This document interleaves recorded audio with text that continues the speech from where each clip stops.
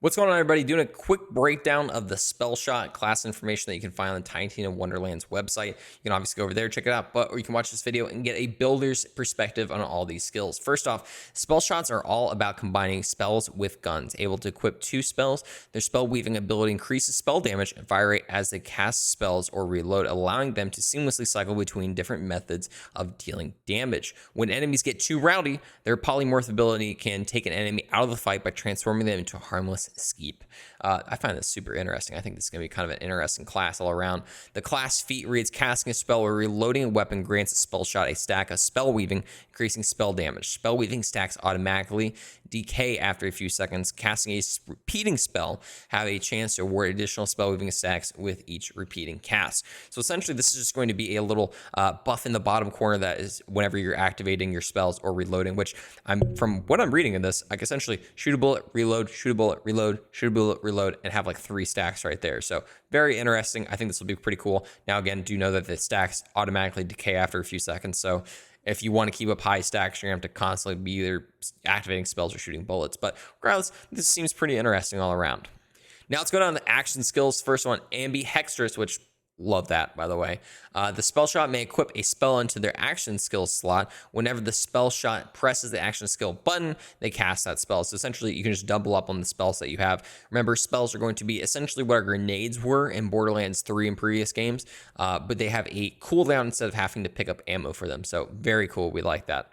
And the second one's that polymorph. The spell shot turns an enemy into a Skeep for a few seconds. If the enemy is immune, the spell shot instantly casts a free spell on the enemy and gains 2 free stacks of spell weaving. While polymorph is active, any player that damages the Skeep has a chance to cast a free spell. This effect is guaranteed the first time the Fate Maker deals gun damage.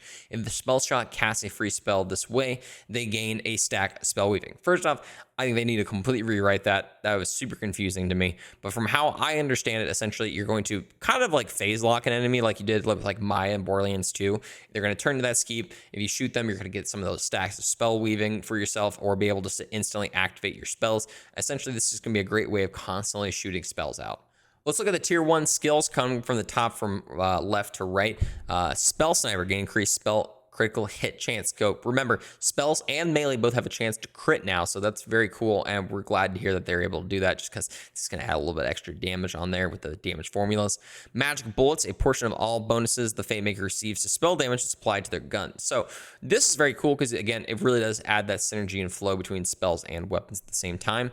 And prestidigitation, that word, gain increased reload speed, which cool, 5 points into that. I don't know. I'll probably just end up going into 5 points into this and all 3 into that.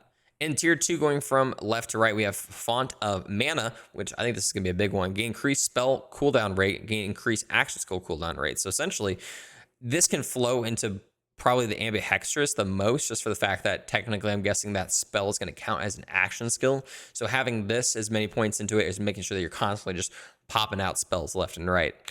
Mage Armor is the middle one, 1 point. Whenever the Fate Maker gains a stack of spell weaving, they restore a portion of their ward. So essentially, just being able to activate that is going to regen your shield, essentially.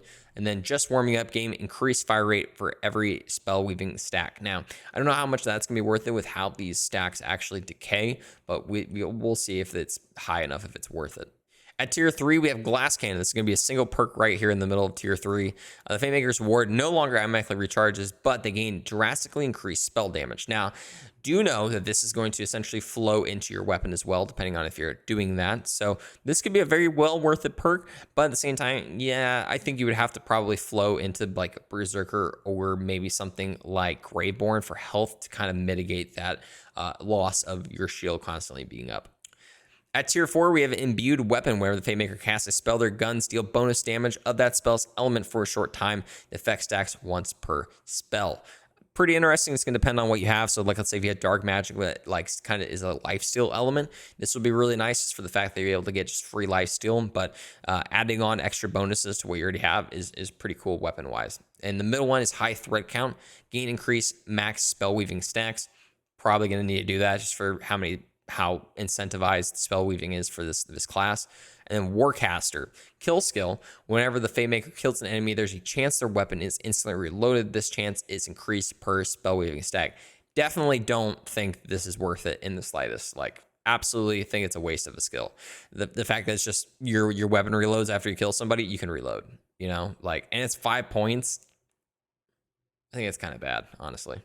At tier 5, we have Double Knot. Whenever you score a critical hit with a spell, deal bonus damage equal to your gun's element. So this is where like having multiple elements on this class is going to be big, just for the fact that they all synergize in a different way. Again, I think dark magic is going to be huge in this game. Like, definitely go into dark magic stuff because it's just free health.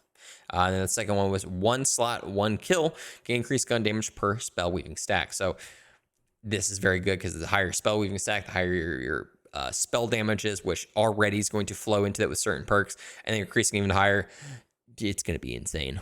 And then finally, their capstone, Sever the Thread. Gun critical hits have a chance to instantly reset all spell cooldowns. The skill has a short cooldown. So essentially, pop your skills, crit somebody, get them back instantly, do them. Short cooldown, hopefully you're able to just shoot someone again, instantly have them. I don't know how worth this is going to be, especially with reading the skill has a short cooldown. I don't like that. I don't like these having cooldowns. Just again, it's going to depend on what the cooldown is. If it's like 3 seconds, okay, that's not that big of a deal. But if it's like 10 seconds, I don't know how worth it is going so far down this tree then. So we shall see. Thanks so much for stopping by this video. Hope you guys really enjoyed it. I'm really excited for Wonderlands coming up here soon. So make sure you follow me over on YouTube, Twitter, and Twitch at Byrdman778. Using code BYRD at GField. Check out. I'm sponsored by them. They're super great. They taste really good. Look, I got a can of it right here because it's awesome and amazing. And it keeps me making these cracked videos about Wonderlands content that you'll eventually get to play on March 25th because we're all excited for it. Anyway, have a great night, day, or whatever it may be.